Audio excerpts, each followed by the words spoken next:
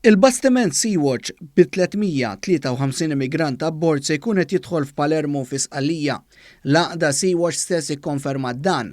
Intqal li l-ewwel l-immigranti se jiġu trasferiti fuq vapur ieħor biex jinżammu kwarantina imbagħad jitniżlu l-art fl-Italja. L-immigranti ilhom minn tal-inqas 11 jum bejn sema u ilma abbord il-bastiment Sea Watch 4.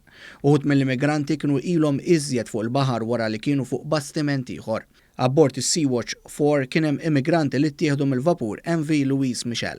Il-Gvern Malti żamm sod mal-pożizzjoni tiegħu u dejjem saħaq li ma jdaħħalx immigranti li jġibu il-vapuri tal-għaqdiet mhux governattivi.